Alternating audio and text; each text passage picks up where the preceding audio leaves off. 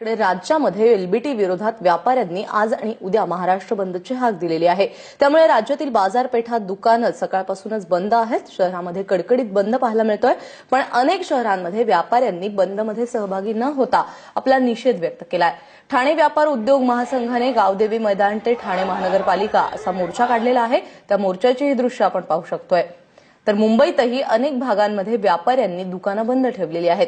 मुंबईमध्ये 1 ऑक्टोबरपासून एलबीटी लागू होणार असला तरी जवळपास 19 महानगरपालिकांमध्ये याची अंमलबजावणी करण्यात आलेली आहे। सांगली, मालेगाव, नाशिक, भिवंडी, अकोला, धुळे यासारख्या जिल्ह्यांमध्ये एलबीटी न्यायप्रविष्ट असल्यामुळे अंमलबजावणी झालेली नाहीये। एलबीटीमुळे वस्तूंचे भाव वाढतील आणि परिणामी ग्राहकांना याचा त्रास सहन करावा लागेल। यासाठी एलबीटी रद्द करा आणि त्या व्यतिरिक्त एक सक्षम करप्रणाली लागू करा अशी मागणी व्यापारी करतात। ठाण्यामध्ये मोर्चा काढला गेला, पुण्यामध्ये कडकडीत बंद पाहायला मिळतोय, तर मुंबईमध्ये 1 ऑक्टोबरपासून जरी सुरू होणार असला एलबीटी तरी देखील आत्ताच व्यापाऱ्यांनी या इतर व्यापाऱ्यांना साथ दिलेली आहे, पाठिंबा दिलेला आहे, दुकानं बंद ठेवली आहेत। ठाण्यातील व्यापाऱ्यांनी एलबीटी विरोधात एल्गार पुकारलेला आहे। पालिकेवरती मोर्चा काढलेला आहे, याचा आढावा घेतलाय आमची प्रतिनिधी स्वाती लोखंडेने। ठाणेकरांना सातत्याने बंदला सामोरे जावं लागतंय। कधी राजकीय पक्षांनी अनधिकृत बांधकामाविरोधात केलेला जबरदस्तीचा बंद किंवा कधी अशा पद्धतीनं ठाणे व्यापाऱ्यांचा हा बंद। ठाणे व्यापाऱ्यांनी हा बंद केला आहे तो एलबीटी विरोधात।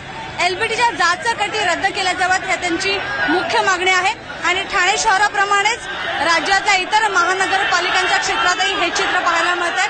अशाच पद्धतीनं मोठ्या संख्येनं मोर्चे काढले जात आहेत किंवा एलबीटी विरोधामध्ये निदर्शनं केली जातात। एलबीटीच्या काही जाचक नियम आहेत, जसं की सगळ्यांना कराचा समान दर्जा असावा किंवा कर एकाच पद्धतीचे असावेत। दुसरी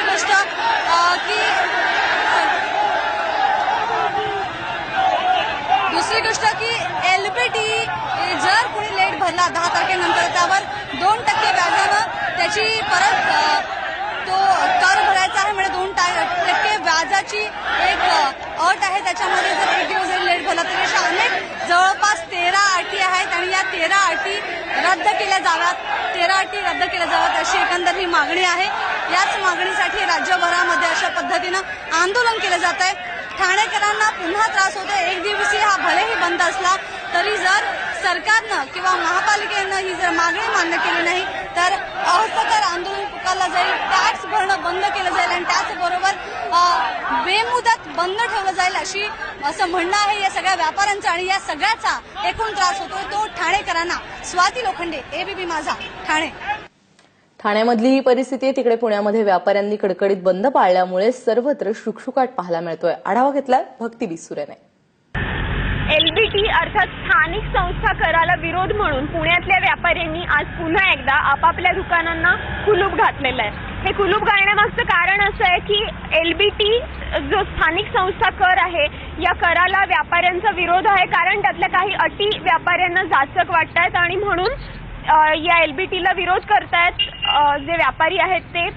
पुण्याबरोबरच आज संपूर्ण महाराष्ट्रामध्ये हा जो बंद आहे हा बंद पाळला जाणार आहे। 1 एप्रिल ते 7 एप्रिल जे आहे ते पुण्यामध्ये आठवडाभर पुण्यातल्या बाजारपेठा बंद होत्या, पुण्यातले सगळे व्यवहार ठप्प होते आणि त्याचीच प्रचिती पुन्हा एकदा आज आणि उद्या फक्त पुण्यामध्येच नाही तर अवघ्या महाराष्ट्रामध्ये येणार आहे। 7 मे पर्यंत या संदर्भातला शासकीय अध्यादेश निघावा अशी मागणी व्यापाऱ्यांकडून केली जाते।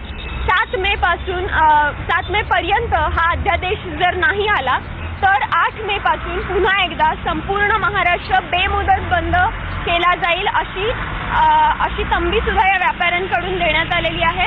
त्यामुळे स्थानिक लोक जे आहेत त्यांना किंवा सर्वसामान्य जे ग्राहक आहेत त्यांची अशीच मागणी असणार आहे की लवकरात लवकर या बंदवरती काहीतरी कायमस्वरूपी तोडगा जो आहे हा तोडगा निघावा आणि सामान्य ग्राहकांची किंवा सामान्य माणसांची याच्यामधून लवकरात लवकर सुटका व्हावी। कॅमेरामॅन राजेश बिडकर सह भक्ती बिसुरे, एबीपी माझा, पुणे।